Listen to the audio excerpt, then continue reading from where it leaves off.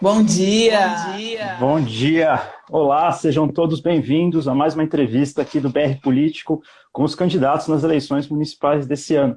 Eu sou Gustavo Zucchi e hoje nós vamos até Minas Gerais, mais precisamente na capital mineira, Belo Horizonte, para saber um pouquinho como é que está essa disputa. A nossa convidada é Áurea Carolina, candidata do PSOL em BH e deputada federal. Foi também vereadora em 2016 em Belo Horizonte, a mulher mais votada na capital mineira. É cientista política, tem mestrado pela UFMG e também tem uma trajetória de militante por diversas causas sociais, das quais eu destaco sua luta pelo feminismo, contra o racismo, contra o machismo, contra a homofobia e por uma educação inclusiva. Candidata, seja bem-vinda, obrigado por aceitar nosso convite. E eu já vou emendar uma pergunta aqui para a gente começar com tudo, que é que a gente tem uma eleição em Belo Horizonte que muita gente já está dando como definida, né? O atual prefeito, candidato à reeleição, o Alexandre Calil, aparece com mais de 60% das intenções de voto nas pesquisas. Como que você está vendo essa campanha? Como que você explica esse fenômeno em Belo Horizonte? Como você está vendo a própria campanha, a sua campanha da esquerda? Queria que você falasse um pouquinho dessa situação que a gente não vê em todas as capitais que têm disputas mais acirradas, né? Bora lá, bom Bora lá, dia, bom dia, Gustavo, bom dia para Gustavo, todo bom dia para mundo que todo está nos mundo que está nos acompanhando. acompanhando. Muito Muito obrigada pelo obrigada convite do pelo BR convite do BR Político. Político. Eu vou ter que tirar Eu o vou ter que fone porque tirar o está dando fone porque está dando retorno. retorno. Vamos ver Se se precisar, eu agora tiro o vai meu melhorar. também, não tem problema. Acho que agora vai Acho que agora melhorar. vai melhorar. Tá Tá. dando Tá retorno, dando mas eu vou retorno, mas eu vou continuar, viu, continuar. Gustavo? Eu vou tirar um. Só um minuto. Pronto, acho que melhorou. Isso, bora lá. Pois é, Bora. estamos com essa situação muito diferentona aqui em Belo Horizonte, né? Um favoritismo muito grande do atual prefeito Alexandre Calil, e eu acho que tem várias razões para isso nesse momento. Uma que a gente vem numa situação nacional e também no estado de Minas Gerais de muita destruição das conquistas democráticas, né? São governos terríveis, autoritários, que têm representado um retrocesso sem precedentes para as nossas populações. E eu acho que em Belo Horizonte, o fato de ter um governo mais ou menos que tem conseguido avançar em algumas pautas, mas não tem enfrentado várias outras muito importantes, pode deixar a população numa posição de não querer apostar em dias melhores, né? Até porque a gente vive uma eleição com essas condições tão restritivas no meio de uma pandemia, o cancelamento dos debates pelas grandes emissoras de TV também dificulta o acesso de uma parte significativa da população a conhecer os candidatos, as suas propostas. Então, parece que não tem jeito de melhorar. Vamos levar nesse modo mais ou menos, meia boca, porque temos que garantir isso, já que nacionalmente e no estado a gente está numa situação muito pior, né? Então, eu fico preocupada mesmo, Gustavo, que a população não seja apresentada a uma possibilidade de ter uma gestão muito melhor em Belo Horizonte, que é o que nós temos proposto, né? Numa construção coletiva, ouvindo a cidade, especialistas, movimentos sociais. A gente tem um programa que pode significar uma transformação profunda em várias áreas que não foram mexidas pela atual gestão. Então, é isso que eu lamento, né? Que a gente não tenha esse debate público acontecendo com todo o fervor como seria necessário.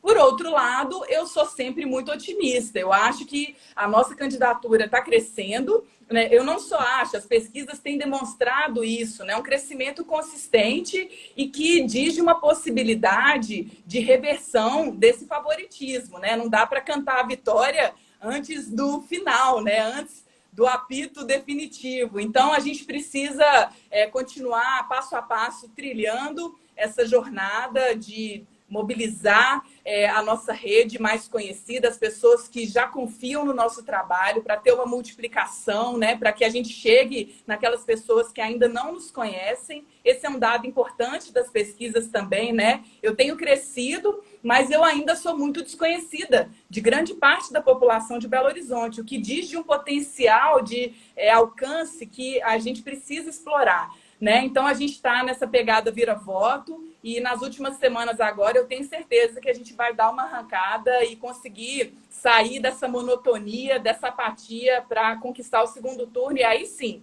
com a igualdade de condições, fazer um debate público e trazer o prefeito para se comprometer também e colocar qual é a sua avaliação desse governo, que tem muitas limitações, tem muitas contradições, e a gente quer que a população avalie isso.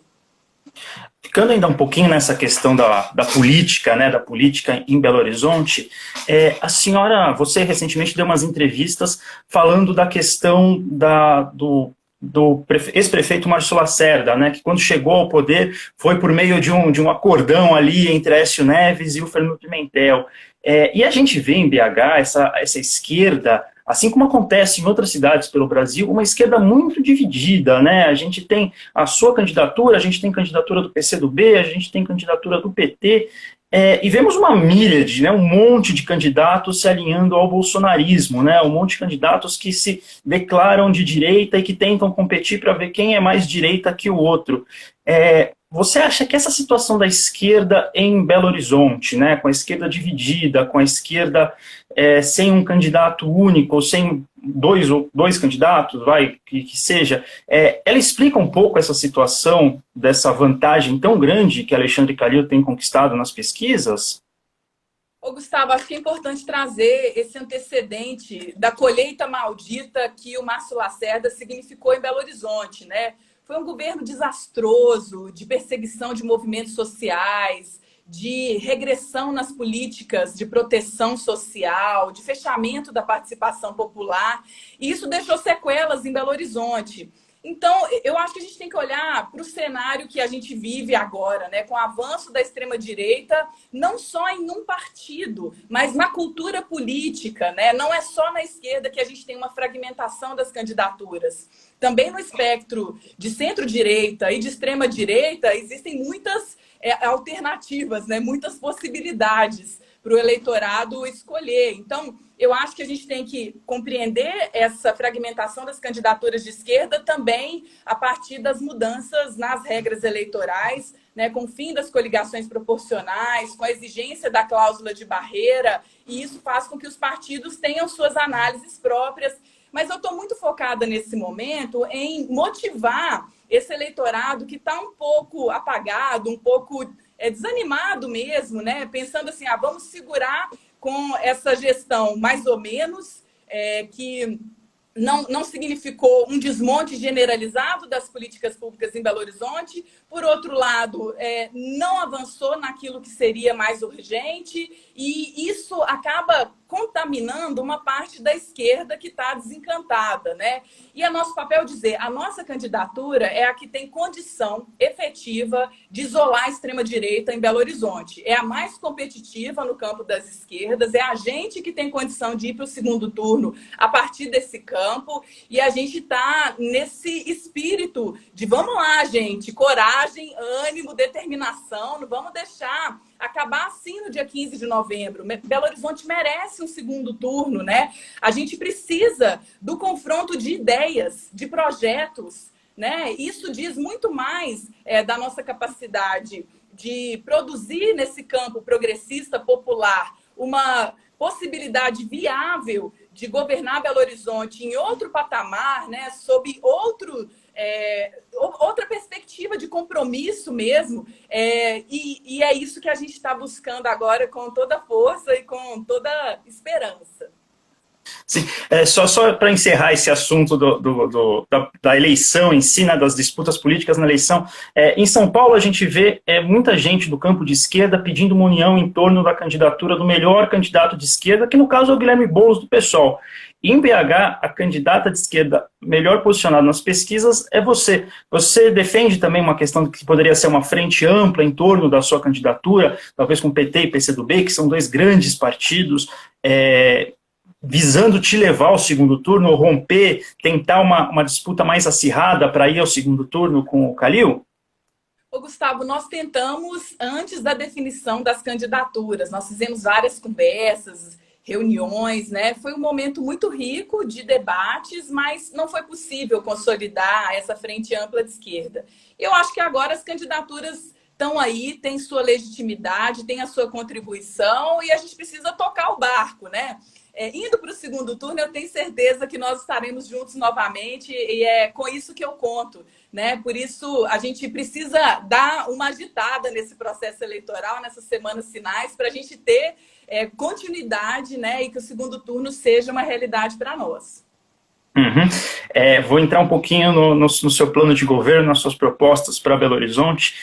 Eu dei uma lida e uma parte que me chamou a atenção, eu sou paulista, então me lembrou um pouquinho, quando você fala de mobilidade, me lembrou um pouquinho a eleição em São Paulo em 2016, que o então prefeito Fernando Haddad tinha uma plataforma em que ele defendia muito duas coisas que você coloca no seu plano. Uma é a redução da velocidade nas vias para veículos, né, automotores, para carros, motos, caminhões, ônibus, etc. É para 50 km por hora. E outra coisa são as ciclovias, né, que você também promete expandir, criar 400 quilômetros, se eu não estou enganado, se não me falha a memória, 400 quilômetros de ciclovias na cidade de Belo Horizonte. Por outro lado, eu achei que ficou pouco no seu plano de governo a questão do metrô, que é uma reivindicação antiga de Belo Horizonte, né, que muita gente fala, eu conversei com eleitores de Belo Horizonte, muita gente fala, e no seu plano de governo está apenas falando que vai buscar recursos para essa expansão, começando pelo Barreiro. Queria que você explicasse um pouquinho essa questão das prioridades, no que seria a sua gestão à frente da prefeitura, né? Seria mais esses transportes, vamos dizer assim, mais uma visão da cidade com bicicleta, com menos carros, e o metrô não é uma preocupação tão grande? Bora lá, Gustavo. A gente construiu um plano de recuperação do transporte público em Belo Horizonte de forma participativa, com a contribuição de especialistas, de técnicos que entendem muito desse assunto. E é um programa muito completo, que pensa a mobilidade urbana de maneira integrada. Então, a gente parte da revisão do contrato do transporte coletivo, do busão, para a gente conseguir mexer em todo esse sistema. Mexer nesse contrato significa, no mínimo, aplicar as regras vigentes hoje para que a tarifa seja reduzida. Nesse estudo que nós fizemos, a gente verificou que os empresários têm um sobrelucro com a tarifa do ônibus em Belo Horizonte da ordem de 15%. Então, só aplicando corretamente o contrato atual, a gente já poderia ter uma redução nesse valor da tarifa. Em seguida, a gente propõe uma correção nos impostos em Belo Horizonte, que hoje tem distorções, para que os mais ricos, super ricos, possam pagar proporcionalmente mais e a gente possa desonerar a classe média e as pessoas mais pobres para reverter recursos para subsidiar a tarifa. Com isso, a gente já consegue diminuir o preço da passagem e consegue também melhorar a qualidade do serviço, né? A circulação da frota, a gente propõe faixas exclusivas para os ônibus, 300 quilômetros de faixas exclusivas, entre outras medidas. A política da bicicleta vem junto com esse pensamento de uma mobilidade mais sustentável, saudável, integrada, né, com as várias possibilidades do transporte. Então, os deslocamentos a pé e por bicicleta são fundamentais para a gente ter uma cidade com mais qualidade de vida. E para isso a gente tem que criar infraestrutura e tem que priorizar isso como interesse político, né? Coisa que não existe hoje em Belo Horizonte. Hoje o interesse que continua prevalecendo na gestão do prefeito Calil é uma cidade voltada para os carros, para o concreto, para os viadutos. E não é isso que melhora o trânsito, não é isso que melhora a mobilidade de forma mais geral. A gente pensa na política do metrô, com toda certeza, trazendo, inclusive, essa ideia da integração, né? Melhorar as estações do metrô em Belo Horizonte. Você que não é daqui, mas você deve imaginar, as estações do metrô em Belo Horizonte são um horror, né? Eu já estive em Belo Horizonte algumas vezes, conheço. Menino, assim, é uma situação horrível. O entorno é muito degradado, né? Muitas vezes as estações ficam longe de tudo, então as pessoas têm que andar muito até conseguir completar o seu trajeto. Então a gente precisa requalificar a infraestrutura urbana das estações, instalar bicicletários, ter mais segurança, porque são espaços, até para as mulheres, muitas vezes perigosos, né? Então, a gente precisa ter essa atenção que pensa no transporte como o direito da cidadania de ir e vir e também de ter a sua vida protegida. Em relação aos recursos para ampliação do metrô, essa é uma novela que se estende, já virou lenda urbana em Belo Horizonte, mas a gente tem um compromisso sim. de garantir o metrô como um serviço público, porque hoje o governo federal quer fazer uma manobra no orçamento, pegar multas que foram pagas pela Vale por conta de abandono de ferrovias e destinar isso para atração de investimento privado, para privatizar a CBTU, que é a empresa que opera o metrô em Belo Horizonte, e fazer a concessão da linha 2, que é Barreiro-Calafate, para a iniciativa privada, por meio de uma parceria público-privada. E nós somos contra esse modelo, porque nós já temos esse modelo privatista no ônibus em Belo Horizonte, e o resultado é esse que eu narrei, né? Um serviço de péssima qualidade e muito caro, que continua na mão desses grandes empresários que fazem o que querem em Belo Horizonte. E eu gosto de citar, só para concluir, que na pandemia os ônibus circularam lotados, as pessoas ficaram expostas ao risco de contágio, essas empresas foram multadas e até hoje elas não pagaram essas multas. Estão aí recorrendo, enrolando do jeito que podem. Então, o metrô precisa ser pensado como um serviço público que atende primeiramente a população. E buscar recursos nós faremos sim, mas com essa atenção em primeiro lugar. Uhum. Deixa eu perguntar das tarifas de ônibus, porque isso me parece que é uma vantagem do atual prefeito Alexandre Calil nessa disputa, porque no começo do ano ele conseguiu manter congelada em R$ 4,50 o preço do ônibus, queriam crescer, quer aumentar a tarifa para R$ 4,75. Qual que seria um valor que você consideraria justo para a tarifa de ônibus em Belo Horizonte? E como você levaria essa briga, né, essa queda de braço tão pesada que é com as empresas de ônibus, elas querem aumentar o preço da tarifa, a prefeitura quer manter o mais baixo possível. Você conseguiria reduzir isso numa briga de proporções homéricas, eu diria, com as empresas de ônibus? Sim, tendo coragem de enfrentar isso é possível, sim. E é incrível, né? Como que a tarifa supostamente congelada seja uma vantagem do Calil, porque Belo Horizonte tem a segunda tarifa mais cara entre as capitais de todo o país. É caríssimo esse serviço. E pelo contrato atual, a passagem já poderia custar menos de R$ 4,00. Então, seria o que? R$ 3,75, R$ 3,80? Você imagina ou você não tem esses números ainda? Com essa redução de 15%, que é um lucro acima daquilo que está previsto de ganho de capital no contrato atual. Então, essa redução já é um ponto de partida. Menos de R$ 4,00 é o máximo que a gente pode definir como valor da tarifa de Belo Horizonte hoje. E a gente propõe a redução com aquele subsídio que eu comentava antes, né? Com a redução de impostos para aquelas pessoas que estão muito oneradas hoje e a correção para aqueles que pagam muito aquém do que deveriam. Então, a gente tem o horizonte, sim, de caminhar progressivamente com a redução até o horizonte de tarifa zero, né? E a gente propõe de saída a gratuidade para estudantes e para as pessoas muito pobres. Então, com esse arranjo global da política tributária e com esse enfrentamento aos interesses dos grandes empresários, a gente pode sim ter essa conquista. Uhum. Essa questão dos tributos também acho que é importante a gente tratar, porque no seu plano você fala em corrigir distorções no ISS, né, para incentivar serviços de vocação social. Mas você, como parlamentar, né, acompanha a Câmara dos Deputados aqui em Brasília, sabe que a arrecadação do ISS está em xeque por causa da discussão da reforma tributária no Congresso Nacional, né? A Frente Nacional dos Prefeitos está brigando para que o ISS não seja acoplado, né, aquele imposto único ao IBS que pode ser criado, que uma parcela do Congresso Nacional quer criar. E se isso for aprovado, eles apontam uma arrecadação substancial das prefeituras, né? Como que você planeja conciliar isso? Se a reforma tributária for aprovada desse jeito, com uma redução do ISS de modo geral, é possível abrir mão de uma parcela do ISS para incentivar os serviços de vocação social em Belo Horizonte, em uma cidade que, assim como todas as cidades do Brasil, depende muito da arrecadação do ISS e está com as contas também ali no limite? Uhum.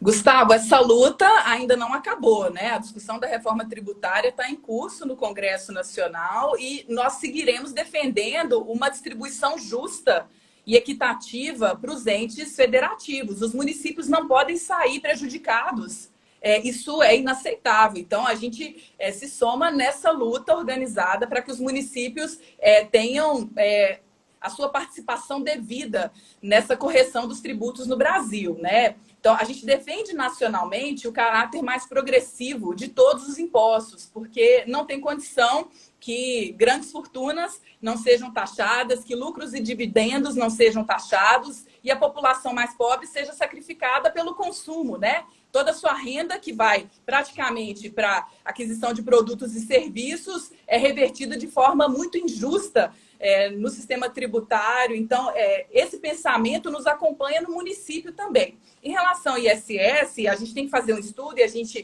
tem atuado nesse sentido para verificar quais aqueles serviços que podem dar uma contribuição maior para o município, né, em função das atividades que realizam. Por exemplo, bancos, né? Bancos têm que arcar proporcionalmente mais, porque são instituições que não têm um interesse social como o seu primeiro objetivo, né? E a gente tem que pensar em outros serviços, por exemplo, a questão dos aplicativos de transporte, de entrega, né? Existem várias possibilidades de trazer a taxação desses serviços, né? Pode ser por preço público, pode ser por ISS. Então, a gente vê um mecanismo para isso, porque são aplicativos que superexploram o trabalho dos motoristas, dos entregadores e não deixam nenhum benefício para a cidade, né? Na movimentação econômica, na arrecadação do município. Então, a gente tem que mexer nisso, porque é também um compromisso de justiça social. Uhum. Para ficar claro, você coloca no seu plano de governo várias ideias importantes, especialmente para corrigir desigualdades na cidade de Belo Horizonte, né? E você está colocando claramente, pelo que eu entendi, que para você ter recursos para, por exemplo, um auxílio emergencial de R$ 600 que você falou que quer dar para a população de maior vulnerabilidade, você planeja aumentar impostos de mais ricos, de empresas, de bancos, tudo que for possível ali que você acha que não está sendo tributado de maneira justa, você quer tributar. É isso. Teremos a gestão, a sua gestão na Prefeitura de Belo Horizonte terá um aumento de impostos para os mais ricos para financiar situações de desigualdade. É mais ou menos isso? Gustavo, nós estamos falando de eficiência da gestão pública, para que o que já está previsto na legislação em relação aos tributos possa ser implementado com otimização e para que a gente tenha a forma de proteção social que está prevista na Constituição e em toda a legislação municipal, confirmada por meio da política tributária. Então, a progressividade do IPTU, que já existe, mas tem um congelamento na planta, não tem atualização dos valores, não tem uma progressividade com o nível necessário em toda a distribuição dos impostos, do IPTU, por exemplo, que isso seja garantido. Agora, a gente vai além, a gente fala na qualidade do gasto público também. Hoje, Belo Horizonte tem um gasto excessivo com publicidade. Esses milhões que vão embora para a propaganda da prefeitura, nós queremos reverter para financiar essas políticas públicas, né? E a gente pensa nesse programa de renda solidária como uma forma de dinamizar a economia local também, porque vai ter mais disponibilidade de renda no comércio local, nos serviços, principalmente aqueles que foram muito impactados nessa pandemia.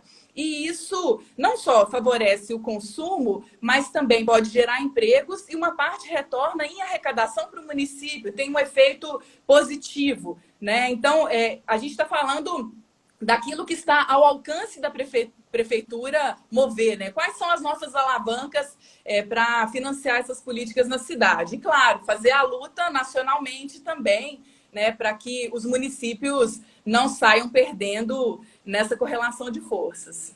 Só para entender, que eu vi no seu plano de governo duas questões. Uma que é essa questão da publicidade, que você falou, você acredita que o município gasta muito com publicidade, e outra é com obras voltadas ao transporte motorizado individual, né? Você acredita que não precisa utilizar todo esse dinheiro para deixar mais carros na rua, né, para falar um português claro.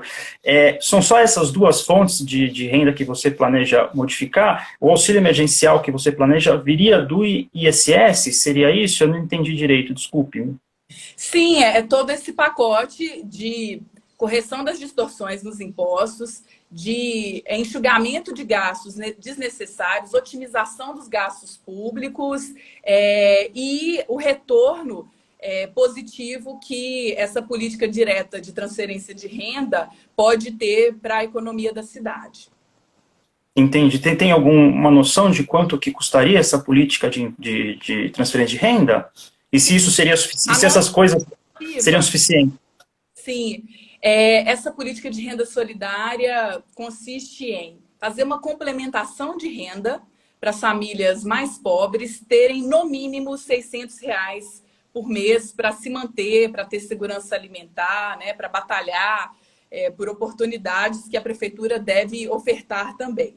Isso vai beneficiar cerca de 210 mil pessoas, 67 mil famílias, 8% da população, a um custo de R$ 250 milhões por ano.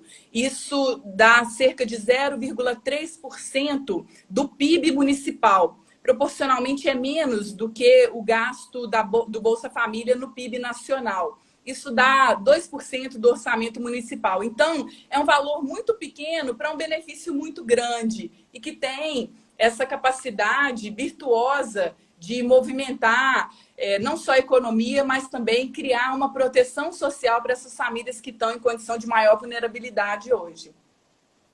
Entendi. Deixa eu aproveitar e perguntar, nosso tempo está chegando ao fim, eu queria fazer uma pergunta sobre o meio ambiente, que é uma parte que no seu programa de governo você também destaca bastante, e eu achei interessante, porque assim, a gente tem notícias de que barragens de mineração próximas a Belo Horizonte seriam até um perigo para a cidade, né? E você fala em acabar com a mineração tanto em Belo Horizonte, quanto lutar para acabar com a mineração nas cidades próximas de Belo Horizonte. O impacto ambiental disso, a gente não tem dúvida, acho que seria positivo, né? Todos os especialistas vão falar dos problemas da mineração nesse aspecto. Mas isso também causaria uma perda de empregos, uma perda de arrecadação, especialmente em cidades próximas a Belo Horizonte. Como que você vê isso? Você tem noção do impacto que isso geraria em empregos, em arrecadação? E se isso poderia ser compensado de alguma forma? Gustavo, eu participei da Comissão Externa Desastre de Brumadinho na Câmara dos Deputados e nós formulamos ali, durante meses, com consulta pública, com audiências, um novo marco regulatório da mineração no Brasil, projetos de lei que continuam tramitando na casa e que sofrem com o lobby dessas mineradoras, né? Grandes empresas que, inclusive, têm seus interesses alinhados com o governo federal e com o governo estadual aqui do Romeu Zema. Eu também fui da CPI sobre o crime da Vale em Brumadinho e eu aprendi muito sobre essa pauta. Uma das coisas que eu aprendi é que os municípios que têm a mineração como principal atividade econômica hoje sofrem de um fenômeno chamado minerodependência, que é um círculo vicioso. Dependem da atividade econômica da mineração, a mineração não permite que floresçam outras atividades, que haja uma diversificação econômica no município e a população fica refém desse modelo, entra ano e sai ano. E é um modelo que tem vida curta, porque a mineração não é infinita, são recursos que acabam à medida que vão sendo retirados da natureza, né? E aí o que fica depois? Uma cidade falida, sem alternativas econômicas, e isso é realidade em vários municípios aqui em Belo Horizonte. Então a gente não pode ficar refém desse modelo. É preciso ter coragem de liderar uma ruptura nesse círculo vicioso. E Belo Horizonte tem esse papel, a capital mais rica, a capital que tem uma força política e econômica que precisa ter uma generosidade na articulação dessa saída na região metropolitana, no quadrilátero aquífero e em todo o estado de Minas Gerais. E nacionalmente também Belo Horizonte tem um papel. Então, primeiro, nós vamos banir a mineração em Belo Horizonte. Acabou. Porque é um dinheiro, é um dinheiro maligno, é um dinheiro que só faz mal, é um dinheiro que só traz danos para a nossa população, né? Em todos os aspectos. Então, hoje a atividade que está suspensa na Serra do Curral precisa ser definitivamente extinta em Belo Horizonte. E com isso a gente pode sim construir um processo metropolitano, estadual, de integração, para que os outros municípios consigam também se libertar dessa maldição que é a mineração predatória, né? Existem várias vocações turísticas, ecológicas, culturais, né? Esse pensamento de como as cidades podem potencializar aquilo que elas têm de melhor e de maneira sustentável, né? Apoiando a economia popular e solidária, apoiando pequenos negócios, arranjos locais, produção de alimentos saudáveis. Tem tantas possibilidades que hoje são abafadas, são soterradas pela mineração no nosso estado, né? Então a gente tem que pensar fora dessa caixinha que a minerodependência nos impõe, e eu acho que a Prefeitura de Belo Horizonte, tendo esse compromisso, consegue sim dar uma contribuição histórica para a gente entrar no século XXI de verdade, porque a gente está na matriz até hoje da colonização. A gente continua nesse modelo que é de exploração sem fim dos recursos naturais, e isso só acirra a emergência climática, só aumenta o empobrecimento, só degrada as condições de vida da nossa população. Não, mas só para encerrar esse assunto, mas nessa questão do emprego que as mineradoras trazem, não seria importante você arrumar um lugar para todas essas pessoas trabalharem antes de acabar com a mineração, Claro. Especialmente em um ano de que a gente vai sofrer, né, ainda a pandemia em 2021, em que o emprego talvez não se recupere da forma como gostaríamos que se recuperasse. Antes de acabar com a mineração, não é importante arrumar onde todas as pessoas trabalharem, deixar a dependência da mineração morrer por causa que não tem mais quem queira trabalhar nisso? Com toda certeza. E essa pergunta sua é muito importante para deixar nítido que não se trata de da noite para o dia a gente fazer algo com falta de planejamento ou sem responsabilidade. Assim. A transição é justamente esse processo sustentado ao longo do tempo de construção de alternativas econômicas. Né? No Congresso Nacional, a gente construiu um marco regulatório exatamente para que a mineração seja uma atividade menos danosa, redução de danos, sabendo que extinguir os danos não é possível. É uma atividade que necessariamente causa danos e prejuízos socioambientais. Isso é indiscutível. Mas a gente quer, sim, uma atividade mais responsável. Por isso que a gente trabalhou no marco regulatório. A gente não falou assim, acabou a mineração no Brasil, tudo acabado, saiam do Brasil. Não é isso, né? A gente tem que olhar no horizonte quais são os caminhos possíveis. Por isso que tem que ser um processo dialogado, participativo com as comunidades, né, para saber quais são as vocações, quais são os arranjos que hoje já estão florescendo, mas que são impedidos de avançar por conta da minerodependência, né? E isso também vale para Belo Horizonte.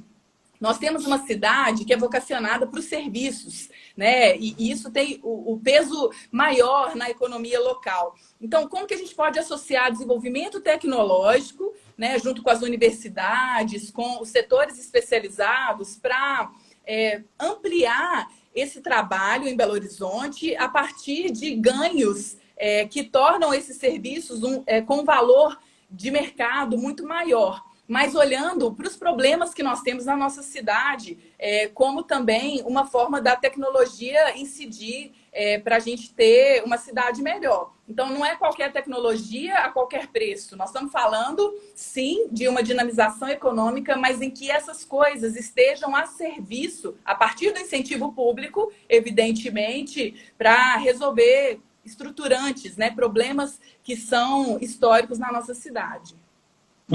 Vou fazer uma última pergunta, que nosso tempo já estourou. Uma pergunta que eu conversei com alguns eleitores de Belo Horizonte e eles me falaram que, assim, que uma das dificuldades que a sua candidatura teria em Belo Horizonte seria sair do nicho do PSOL, né? Você consegue falar com uma parcela da periferia, você consegue falar, às vezes, com um jovem universitário engajado, mas que, às vezes, teria uma dificuldade maior para falar da cidade como um todo. A gente falou aqui de alguns temas que realmente pegam esses dois polos, né, a periferia, né, com questão de impostos, com a questão de serviços, e às vezes o jovem mais engajado, o jovem universitário, que tem uma inclinação já natural para a esquerda, como, por exemplo, a questão do meio ambiente, né, que a gente falou bastante. Esse é o desafio nessa reta final de campanha que você tem pela frente, falar fora do seu nicho. Ô, Gustavo, eu acho interessante que falar de justiça social, de proteção do meio ambiente, ainda seja visto como coisa de esquerda ou coisa de nicho.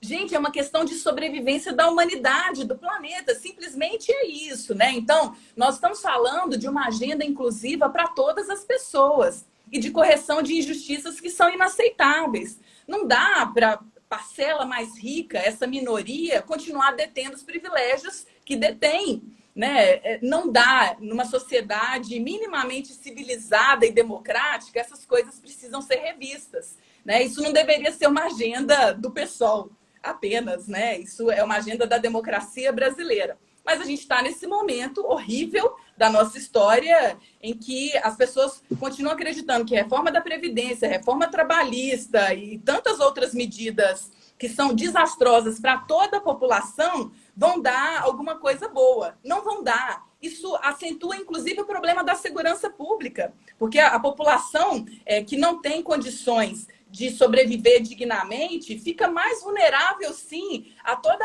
essa rede exploratória da criminalidade. Então, a gente tem que pensar em como a gente protege a vida de uma maneira inteligente e complexa, né? Então, óbvio, a gente está batalhando, sim, para ter um alcance maior da nossa candidatura, para chegar aos diversos segmentos, mas a gente tem lado. E a gente não vai fazer sinalização para agradar grandes empresários que já estão lucrando há muito tempo, estão tirando vantagens, explorando aquilo que é direito da população, né? Então, é isso que a gente assume com todas as letras, né? É esse projeto que a gente defende para a população e a gente quer debater isso em profundidade, porque quando a gente vai para o debate de ideias, a gente tem condição de argumentar e mostrar por que esse projeto é o melhor para governar Belo Horizonte. Entendi. Candidata, deputada, acabou nosso tempo. Queria agradecer que você aceitou o convite aqui do BR Político de conversar nesses 30 minutos com a gente e desejar boa sorte no resto da campanha. Eu que agradeço. Obrigado, BR Político, e obrigada a todo mundo que acompanhou a gente aí. Até mais. Até mais. Tchau, tchau.